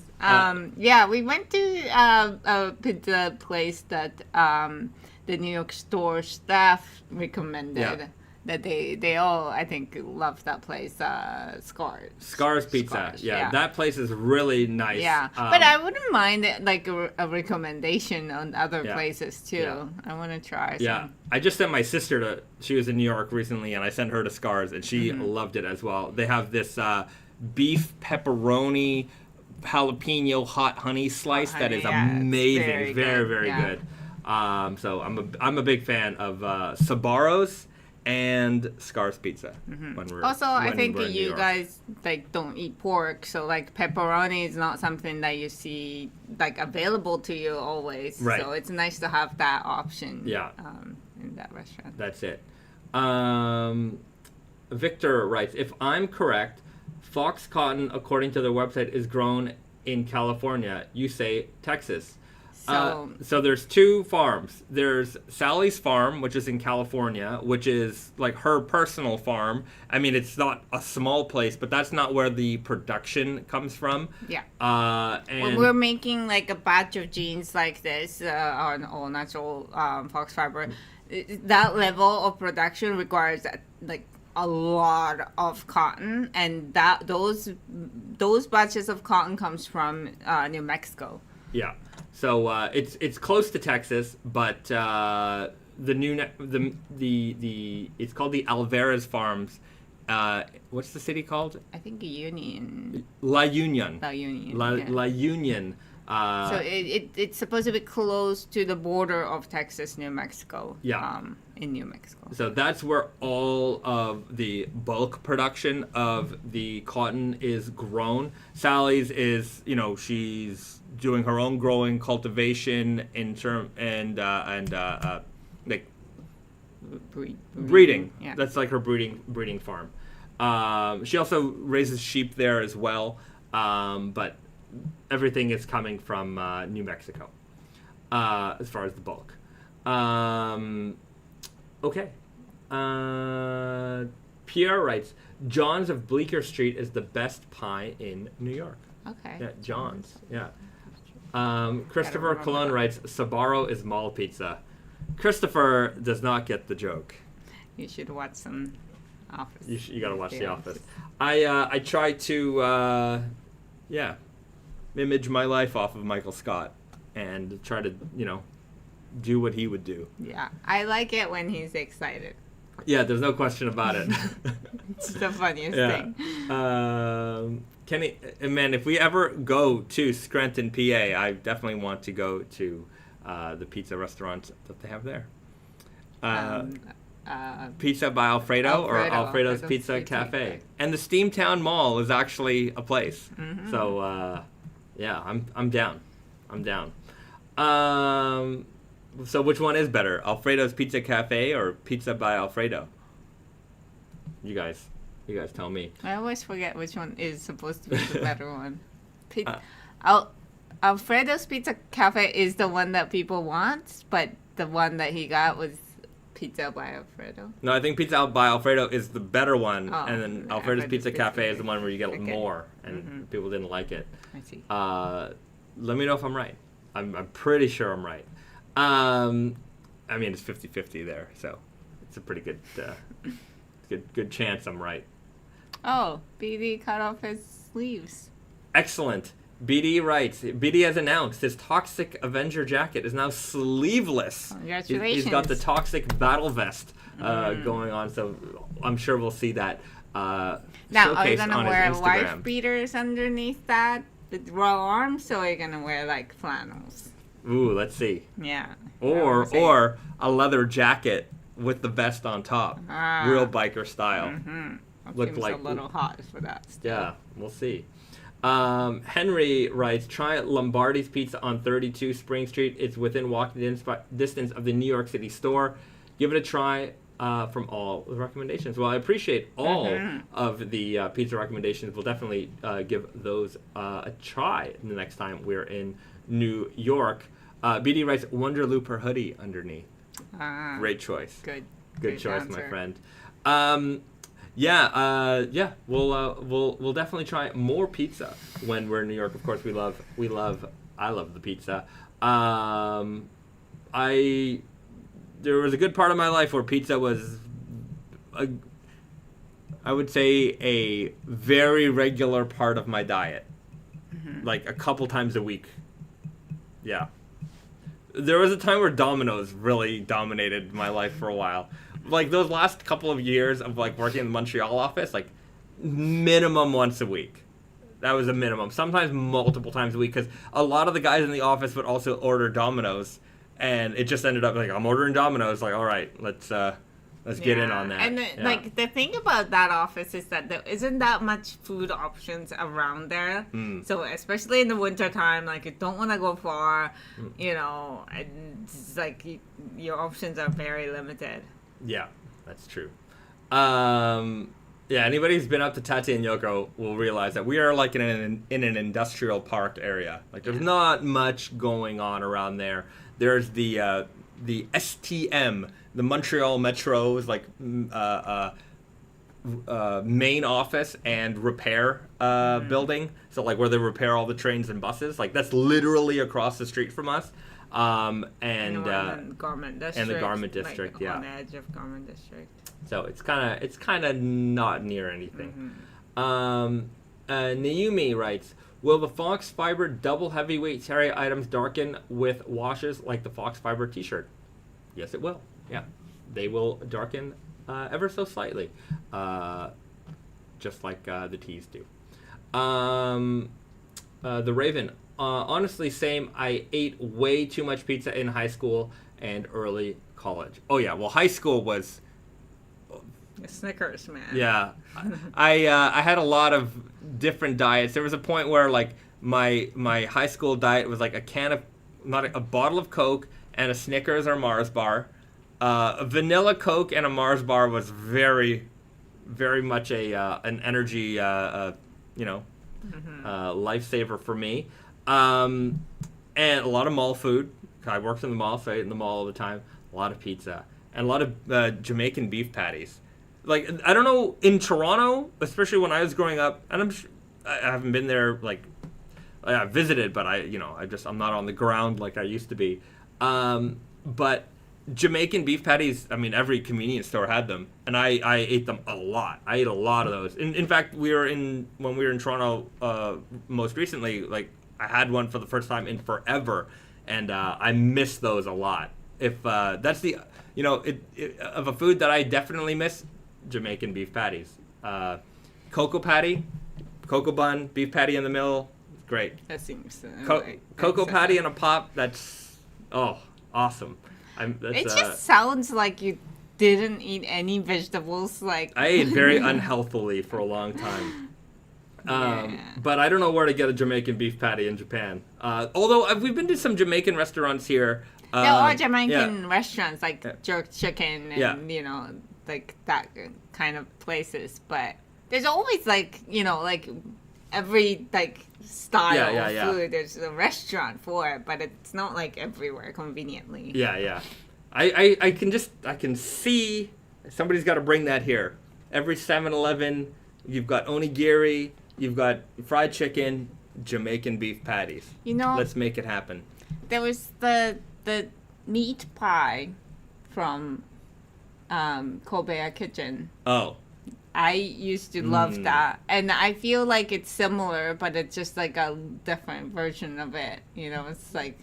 I guess so. Yeah. English version of it, I guess. I'm sure it came from the English influence in the Caribbean. I'm sure that's how it kind of came to be, because it's basically a pie. It is a meat pie. It's a meat pie, yeah. Meat pie. But yeah, they're very good, and you got a nice spicy one. Ooh, very delicious. Naomi, how is the authentic Mexican food scene in Japan? Is it lacking? We went to that one place. What was it called? It's like it's in Harajuku. Yeah, like in the back street, like literal, like not the Urahara back street, but like back of that street. It's like in the back of a guy's house. Basically, yeah. It's in a very like not so random trafficy. What was it called? I saw a story about him, and like that guy, like he lived in Mexico. He speaks Spanish perfectly. Yeah, his staff is like Spanish, Mexican people too. And so called? I wouldn't say. Look, it's obviously not American level. Of Mexican food, but no, his stuff is like his stuff is legit, legit like street style tacos. But obviously the price isn't. Yeah. Which is, I mean, I can't blame him. And it's very hard to like. It's not so. That place is like new, relatively new. But it's not such a common thing. Yeah, we'll find it. I'll say it's like if you want to get it, you can find it. It's obviously not as like available as other kinds of cuisine. I would say that the top international cuisines here in Japan are like Italian food and maybe even Thai food. There's a lot of Thai restaurants, a lot of Italian restaurants. Yeah. But okay. Tacos Tres Hermanos. Tres Hermanos. Tacos Tres Hermanos. Okay, I'll find that. And we'll give them a shout out because they did a nice job. And they're very like, obviously like foreigner friendly. They all speak English and so presumably Spanish as well. Yeah. So if you're in Harajuku, go to here. It's the website's loading. I think they're more of an Instagram kind of people. Maybe. There's not a good photo. Here's Instagram. Let's go over there, see what's going on. Somebody's like Google reviews like, well, if you eat it at Mexico City, this is literally like a 10% of the price. So yes, I guess. Like, yes. Yeah. Anyhow, this is their Instagram. Go and find it. And if you're in Tokyo, if you're in Harajuku, which you ultimately will be if you end up in Tokyo, go and check them out. Somebody was asking, Akio was asking, have you guys ever tried Balkan food? I'm going to go with Balkan food, like Eastern Europe. Oh, no. I don't think so. Yeah, I mean, I'm not sure. I have. Do they like what's I don't know, meat dishes, and I've been to like Serbian deli. One of my good friends is Serbian. I've been to like some places with him, but I'm gonna say that I'm not sure. They're not known for them. Yeah, maybe. Are they? I don't know. They're maybe not as famous as some other cultures with their food. So enlighten us with some meals that we should try. Junior writes, authentic Mexican food is different American style. Yeah, I would say that there's no doubt about that. Almost every culture's cuisine is different American style. yeah, but, like, in America, like authentic New York sushi is different than what you would find here in Tokyo. But like in America, there's Mexican food and there's American Mexican food. Like there's both. Like you know what I mean? Like it is different, but it's also not. It's not that it doesn't exist in America. In America, there's authentic Mexican that exists there too. Right. Yeah. Yeah, you get a lot of different options. Yeah. Okay. Sean writes, will black dyed jeans transfer color? I was planning to get a pair of Shinigami Selvedge. So are you asking if black jeans are going to fade? The answer is depends on how they're dyed, but if you're specifically the Shinigami, that is going to fade. So you're going to see if you've seen any of the faded Akuma denim or Trunks denim, like you could probably find these photos online. You'll see that they fade extremely well. I think we have some faded examples in our fade wall, maybe not so many photos, but we'll get those up before those jeans come out and you'll see just how incredibly they are going to fade. Now, if they're going to transfer color or bleed like onto other things, a little bit. Yeah. Not like indigo does. Yeah. Black denim tends to fade a little bit slower. Bleeding onto shoes, again, a little bit. Depends on the color of your shoes. Anytime you're dealing with a raw denim, there's going to be some amount of color transfer. There's no avoiding color transfer to your shoes. You're going to get a little bit of it. The best thing to do is to treat your shoes. If you're worried about it, treat your shoes before. Get some treatment spray it on. That way, it kind of puts a layer on top, a protective layer on top of your shoes, so that way any stains that do get on there are easier to come off. So there you go. Stephen Cole Cam writes, I'm sure at least some of the Shinigami sizes will sell out opening day. I stocked up on these. And we have a lot of retail partners that's going to carry them too. So I don't think if you're around the release time, paying attention to it, I don't think you're gonna have problem. Yeah. If you're a day one kind of person, you will get your pair. Yeah. 6 months down the road, I don't know, but day one you should have no problem. Day one, week one, I think you'll be fine. The sociologist writes, would Naked Famous consider using corduroy again? I love my comfort cord. Easy, guys. I would say yeah. I wouldn't have no grudges against corduroy. Yeah. We would use them every now and then. Jordan, can you say if the Godzilla collab will have a black pair in the collection? Yes, there will be. Guam.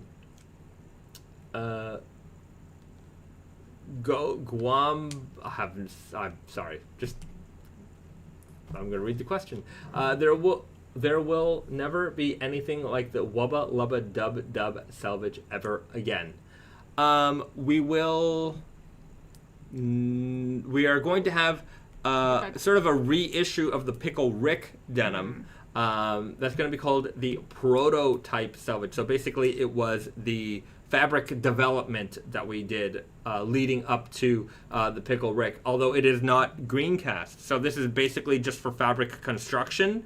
So that's going to be coming out part of the Black Friday collection that will be coming out for Black Friday. Yeah. Sort of like what we did last year. We introduced a bunch of sort of dead stock fabrics that we had in our warehouse. So that's kind of part of it. It was, we developed we developed this fabric to, basically nail down the construction of this denim, and we had to produce a certain amount of rolls of the fabric in order to do that.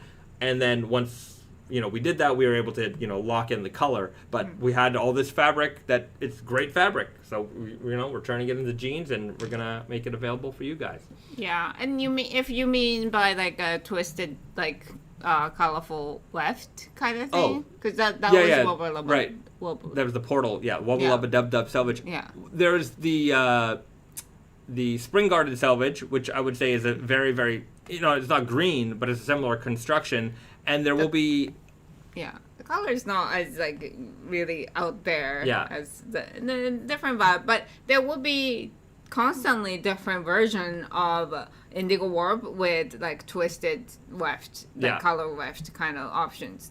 There's always going to be some. Yeah. Yeah. In fact, even for the Godzilla collab, we have one planned with a twisted colored weft. So Hopefully it will be make that approved. happen. Yeah. Sean writes, will Wonder Looper have any indigo dyed heavyweights? Indigo dyed heavyweight, double heavyweight t-shirts we've done. Yeah, and we are doing it again. Yeah, so we're planning it now. Sign up for the Wonder Looper newsletter, and we'll keep you posted there. That said, on Wednesday, the 27th, Wednesday the 28th at 7 p.m. Eastern, we are going to host a live stream on the Wonder Looper YouTube channel. So if you're interested in Wonder Looper things, be sure to subscribe to us there, and we'll see you then. So there'll be a Wonder Looper live stream on Wednesday. I say Wednesday because it's funny, and then we'll be back on Friday with the Naked Famous stream. So lots of streams for you. Joey writes, I love my comfort cords too. I got them a size down in Easy Guy for like $48. Great find, my friend. Aiko, there are a bunch of really tasty Balkan Serbian dishes. Sarme, Posul, Burek, etc. Go try some with your Serbian friend. Haha. I will. He keeps inviting me to Serbia. I would like to go. So I think at some point in the next little while we might Maybe, head off to Serbia and discover what Serbia has to offer. Sean Hung, any preview for Labor Day sale? Let's get into it, because there is a Labor Day sale coming up on Wednesday, and let's head over to Tate and Yoko to talk about what's going on in that realm. Okay, here we go.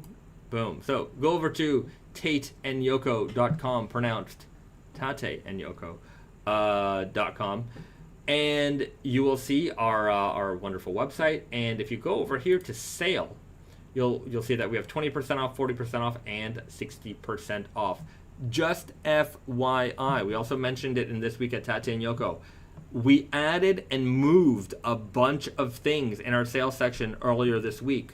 So a lot of the items that are currently 40% off right now were 20% off last week. So we adjusted all of the products to put them in their proper markdown zone. Now, if you go on there, you can see a lot of great deals. There's a lot to offer right now. Herringbone Selvedge, not Selvedge, but herringbone denim, $93. That's a steal. Sizing is a little bit random, sometimes a little bit on the smaller side. So if you are a smaller person, you got options. But Super Guy 32, that's a good size. A lot of 28s, 29s. Sorry. That's just sometimes the way the sales section goes. But there is a lot added here, so you will, you inevitably will find some stuff that if you look around, you'll find some stuff that work for you. But a lot of things have been moved around. A lot of the stuff in the 60% off section, for example, was 40% off a couple days ago. So we shifted everything around, and we added a bunch of new stuff to 20% off. So there's a whole bunch of things, and there's a lot of sizes available for you here still. So this is new, this is fresh. So all the spring summer 24 items, we just moved it into 20% off. We got to make way for all the fall winter 24 items that are coming in. So you can take advantage of these prices right now. Also, Super Guy Undyed Frankenstein, this is the sample pair. We actually never produced Super Guy. So this is the only pair. So if you're a Super Guy fan and you want a Frankenstein denim, you can go and get this. So you can enjoy the prices the way they are right now. Or on Wednesday, the 20% off section is going to become 30% off. And then the 40% off section is going to become 50% off. So you can save a little bit more money then as well. But if you don't want to wait, you want to avoid the lines, the rush. There's no lines. There's no lines, but there's a rush online. Or like a lot of these have limited quantity left. Right. So if you want to make sure you get your size, it's probably better to jump in. Yeah. And so, like, you know, you might save a few extra bucks here and there, but you can secure your size right now. So you can browse through the website, find something that you like, get it, or wait a couple days and you'll save a little bit more money. So that's what's going to happen here. 20% off is going to become 30, 40% off is going to become 50, 60% off is going to remain. Then for Naked Famous Denim sweatshirts, I can't find the collection, but for the French Terries, Naked Famous Denim French Terries, those are going to become buy one, buy anything on the website. So buy something on sale, buy something regular price, whatever it is, you can get a sweatshirt for 50% off. So we've done this promotion before, but we're doing it again. So you can get a Naked and Famous Denim sweatshirt for 50% off with the purchase of anything. So if you're buying a pair of sale jeans, you might as well pick up a sweatshirt, a hoodie, a zip, whatever. You can get that for 50% off. We're also doing 15% off select brands, so the third-party brands that we carry on the website. Now, not everything's going to be on sale because we just got a bunch of like literally brand new arrivals, so we can't put those on sale just yet. But we'll have a bunch of brands here available at 15% off. And on top of that, we're going to do buy two, get one free on Naked and Famous Denim circular knit t-shirts. So if you like our circular knit t-shirts, you can get them, and they will be buy two, and this is for the basic ones, buy two, get one free. So just add three of them to your cart, and one of them will be marked down to $0. So there's a lot of ways that you can save, and those promotions, the 50% off sweatshirts, the buy two, get one on the t-shirts, and the 50% off like some of the other brands that we carry on Tate and Yoko, those are going to be active starting on Wednesday. But if you want to save a little bit of money right now, you can just shop our sale section, and you can get the current sale price. For the t-shirts, it doesn't include pocket tees, but just the basic tees. But that said, there's a lot of... Dude, check out this section right here. There's a lot of pocket tees right now available for some great prices. Check them out. I mean, $25, get a pocket tee. There's random sizing, admittedly, but I feel like there's a lot of sizing available. A lot of smalls. If you're small... Yeah, but there's a bunch of... small, medium, large, XL. Look, they're all around. Size small, size 28, they tend to sell a little bit slow on our website, but there's still a lot of options here for you on stuff. So check it out. Hopefully we've got something for you on the sale you can take advantage. So that's what's going to be happening.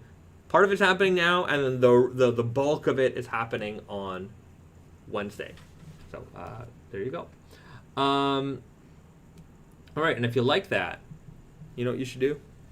Like this video. Like this video. Hit the like button. Let us know how much you like our content and us personally by hitting that like button. I don't know. I was going to give you another reason, but what better reason than that just to share your likes with us. They're free to give, and we enjoy receiving them. So hit the like button if you haven't hit that like button already, and it helps all the YouTube things do what YouTube things do. Chris Lauren also writes, will you have new drops this week in addition to sales? Yes, the MIJ10 is going to be restocked on Thursday. So that's on the 29th. Releases happen on Thursdays now. The 29th, 11 a.m., MIJ10 restock. Super Guy, Weird Guy, Easy Guy, denim jacket, and we're introducing True Guy and Heritage denim jacket for the first time. So those are two new fit options in the MIJ10, and we're restocking everything else. This is going to be a recurring style, the MIJ10, and I'm thinking we're probably going to do the same thing for MIJ13, the Oak I Am a Spirit Black, and then the Oak I Am a Spirit MIJ10, kind of the flagship recurring styles for the MIJ series. So if you've been waiting for that one, you're going to be able to get that one soon. Joy writes, is Super Guy still a thing? Yes. It is. We still sell lots of Super Guys. So, it might not be the most trendiest fit in the world right now, but if you're a slim, slender build, then a slim jean is certainly made for you. There's no reason not to have that. I would just say that, maybe amongst the trendy people who might have been wearing skinny jeans or slimmer fitting jeans for a long time, they might have transitioned out and they're into wearing looser fits these days. But, the jean that fits you is the jean that fits you. So that's never going to change. Yeah. And Super Guy is a pretty, standard, a very timeless kind of fit. Yeah. So, yeah, it will not go away. It won't go away. Naomi writes, the only cut I wear is Super Guy. Yeah, and that's why we still carry it, and that's why we still make it. There's a lot of people like that. Yeah. Cathedral Ring writes, it'll be back in style in 4 to 6 years. Stock up. I think at some point... Do not stock up. yeah, maybe don't stock up, but I think that it will... Like everything, it'll make a comeback. I think the wide leg stuff is great. I think the people who wear it, it looks good on them. But as trends come and go, I'm in the age group where I've seen them come and go. The kids all look like me now. Like when sometimes I see some of these outfits and I'm like, there comes a point in your adult life where you look at how you dressed as a teenager and you're like, wow, I really look like a dork. And then now I see kids wearing what we used to wear, and I'm like, wow, they really look like what we looked like when we, sometimes it's just like, I don't think you look good, right? Because sometimes, things are definitely of the time, and, they're trying to look of a different time in this world. I don't know. There's a big mix of things, and sometimes it's just like, wow, we hated, there came a point where, the people who wore those kind of things, certain kinds of sunglasses and whatever and certain brands, and we're just like, whoa. we did not wear that because we didn't think those were cool. And now, full force, very strong people wearing them. Because, they're looking back and seeing, those were, very heavily advertised products. They saw them in magazines and things like that. And it's like, yeah, that was, the corporate push back then. And because that's what they see, they're like, oh, well, maybe they're getting inspired by it. But it's also with through the nostalgia glass, everything looks cooler and everything is more, it's just one of those psychological things. Yeah. But yeah, I was just thinking how you're kind of lucky because when you were younger, in your early 20s, mm-hmm. When the skinny fit is becoming trendy, you're very skinny, and you could rock that without no problem. Right. And then now that you're maybe getting a little bit older and more towards comfort things, and comfort fits are more trendy. Yeah, so, that's true. Imagine if this is turning into Skinny Land nowadays. You could not. No, I wouldn't be able to do it. But then again, even when skinny was king of the hill, there were a lot of bodies that were fitting themselves into skinny jeans. 100%. And I was whoa, bro, what are you, those are some thunder thighs getting into some really skinny jeans. They're painted on, man. Yeah, but sometimes you gotta be you gotta not be the guy who does not get the, current look, I guess. Right. But I always felt that's what Easy Guy was for, mm-hmm. where it was that's true. If you're big and you want a skinny jean, Easy Guy really worked well for you because it fit your silhouette mm-hmm. rather than trying to fit into a jean that doesn't fit you. That's what I'm talking about when I'm criticizing it. Yeah. It was these guys who were forcing themselves into a look, and I'm but it looks terrible on you. It looks really bad. It looks like those jeans don't fit. You can get the look by just getting the appropriate jean. Yes, but we didn't have Easy Guy back then, so yeah, we fixed it. Yeah, we had it in the time, and we had it for the time. But anyhow, anyways, it's amazing the way that things change, and I'm sure it won't be very long until skinny jeans are back in full force, and then we will be greeted with the elastic bottom trouser athleisure thing again.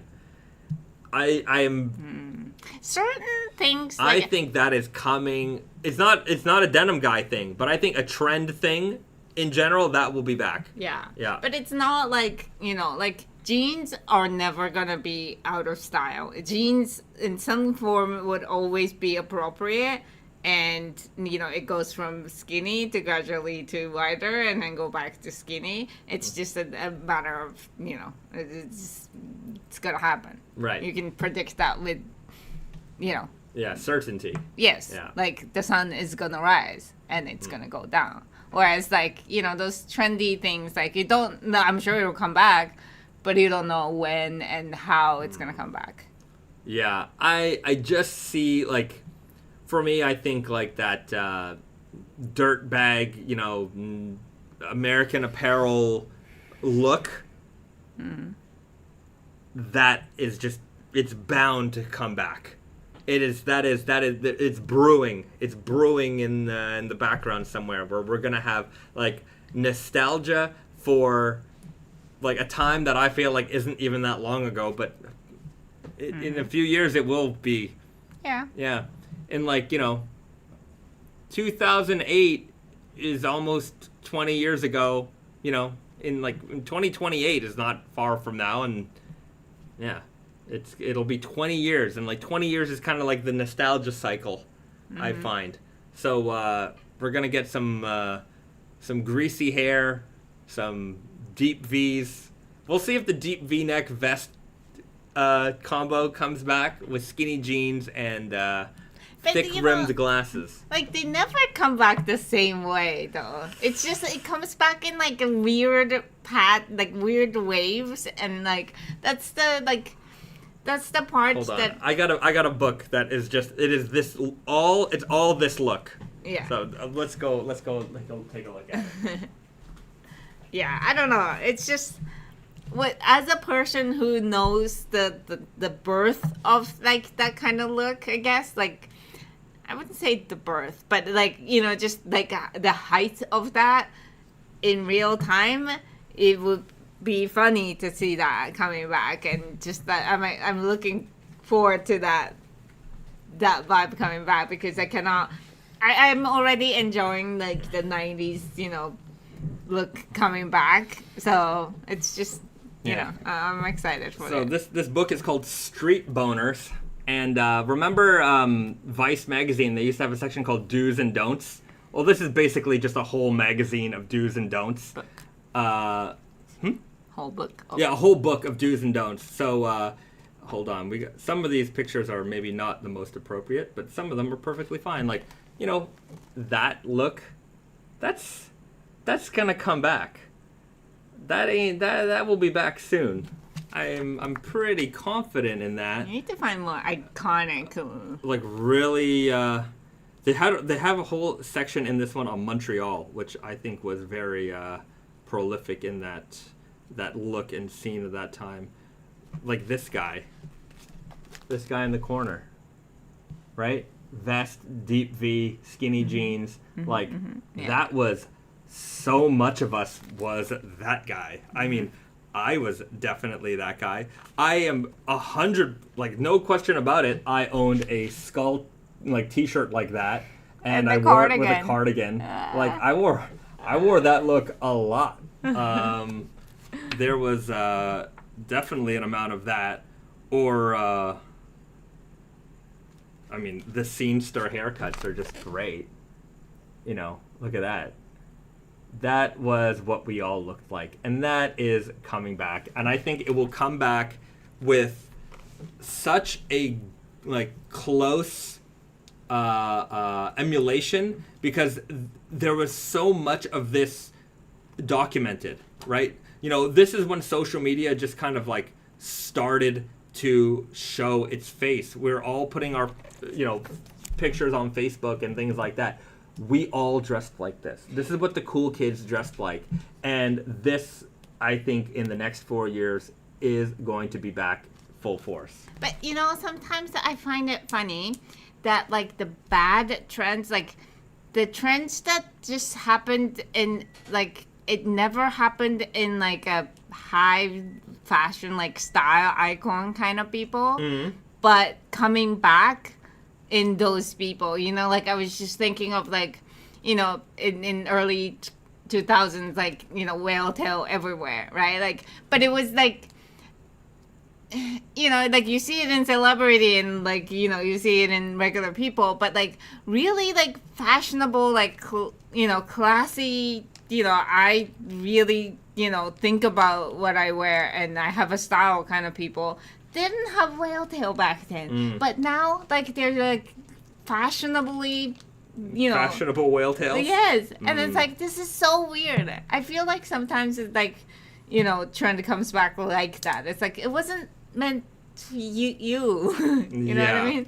Like, this look, I mean, the girls, you know, that skinny jean, long t-shirt dress thing, it's gonna be here.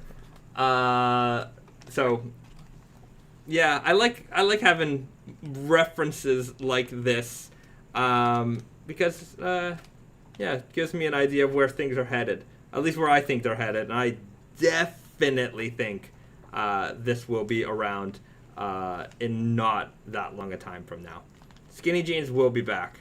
They will be back. There's a whole generation of kids who are going to grow up and want to, you know, have they will be nostalgic for this in a way that, you know, they didn't grow up with it, but this is what it's like us, you know, in the 90s, you know, we looked back on certain generations and, you know, we revered them. And I think this happens in every generation. And so it will be back. It will be back. I was just trying to see if there's any other very iconic looks in here that, you know, we would all recognize as. There we go. That's that one in the middle. That's a good one. Boom. Right there. You know, vest, t-shirt, skinny jeans. They look like Zubaz. You know, a part of this look was also being, like, unironically retro as well. And the Zubaz here, like those pants. I don't know if you guys remember Zubaz. But, you know, that's definitely part of it. Zubaz ain't coming back, though. Mm-hmm. I mean, unless you're LMFAO. Do you guys remember Zubaz? Some of you guys probably not. Let's look them up. These were wild. Boom.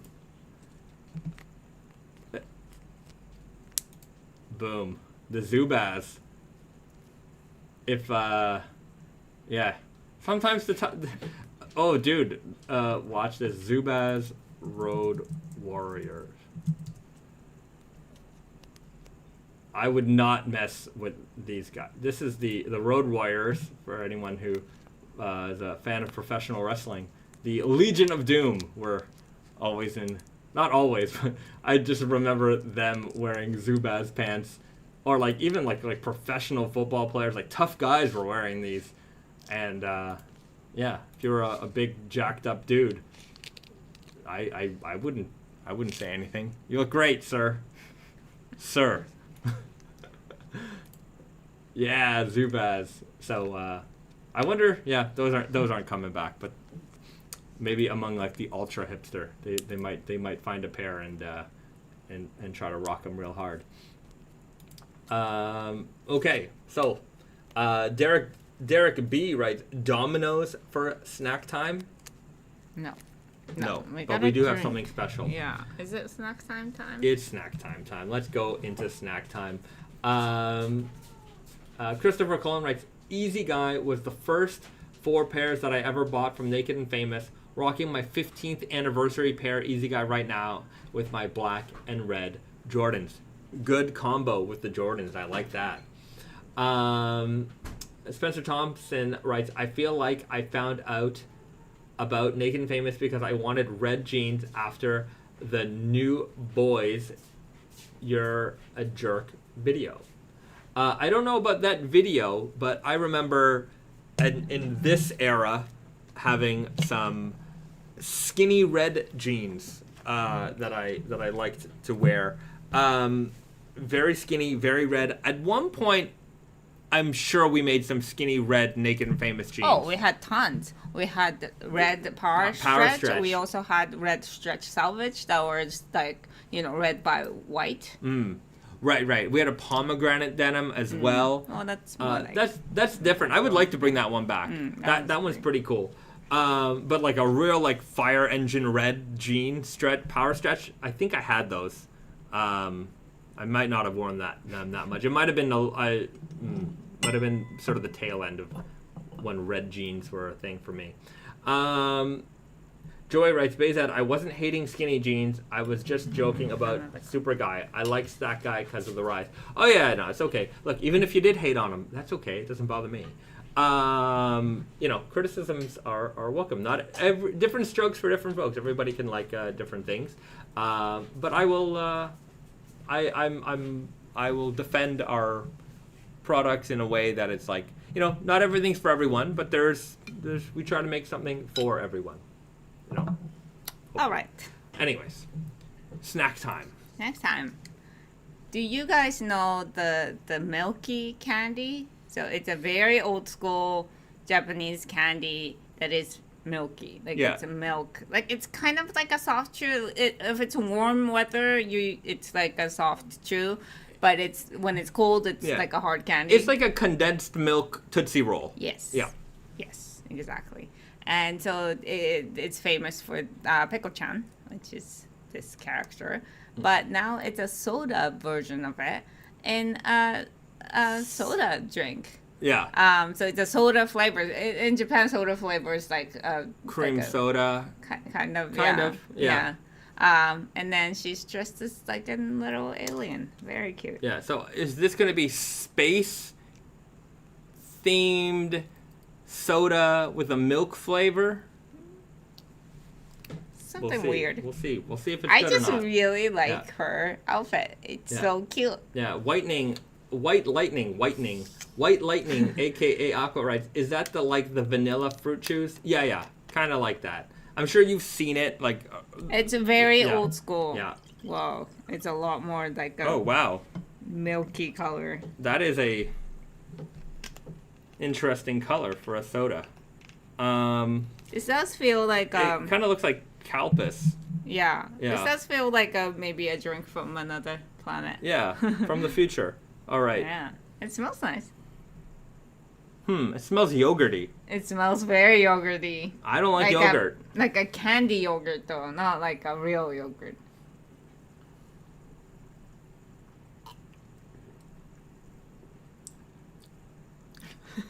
I don't know what to say about this. So good. This is it doesn't have a strong flavor.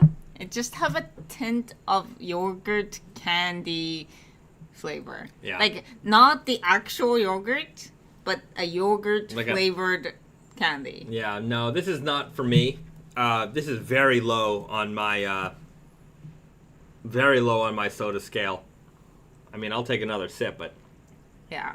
And it's sweet, but it's like you get a little tanginess. You get you get a tanginess at the end that I just don't want in a soda drink, because you get the cream soda kind of flavor a little at creamy, the front, but not. And then at the end you hit like this sour.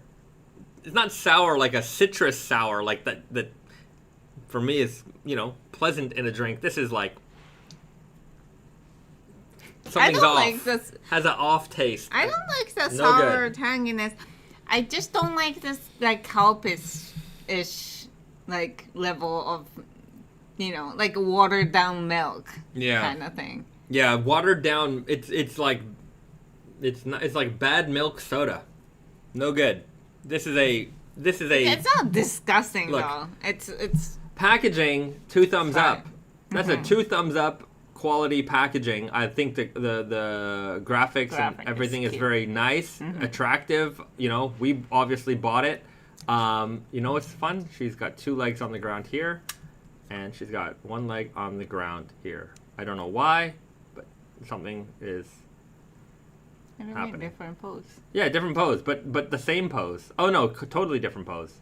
She's got the drink in the middle. She got the drink on the side here. But see, they even went to, they even made it different. I like the packaging 100% times more than I like the drink. The drink is Stephen Kopelkamp says looks like a 3.2 out of 10. I'm gonna say it's a 2 thumbs down. It's all gross though. I'm gonna say it's not. It's like a yogurt water that is sodified, like carbonated. Yogurt water is better than this. There's a yogurt water drink here in Japan where it's water with a hint of yogurt flavor. And you think when they came out, everybody thought it was just gonna be like a temporary thing. It stuck around. It stuck around for like probably over a decade at this point. Yeah, it's a normal product on the shelves now, but this is not for me. 2 thumbs down. But I would, if you like yogurt, you probably might like this. It's all gross. I'm gonna say maybe like 4.8 because it's not great, but it's not gross. Yeah. Like for it to be like in the 3s, like it has to be like a little gross. Right. Yeah. So that's it. That's for me. 2 thumbs down. Packaging, 2 thumbs up. All right. So there's my official review of the milky soda from the good people at Fujiya. You'll see in Ginza they have a big Fujiya building with Peko-chan on it. There used to be a lot of Fujiya restaurants. I think that's like very few left. But it's my childhood. Yeah, they're hanging around. Okay, well, everybody, with all that said, we're going to wrap things up here. It's been a pleasure hanging out with you guys. Thank you so much for spending your Friday evening with us.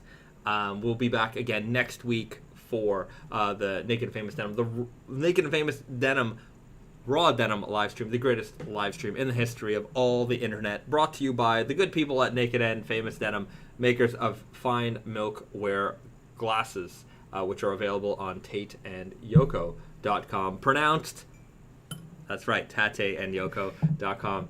Have a good weekend. Do something nice for yourselves and do something nice for somebody else. We'll see you guys real soon. All right. Bye, everyone. Bye, everyone.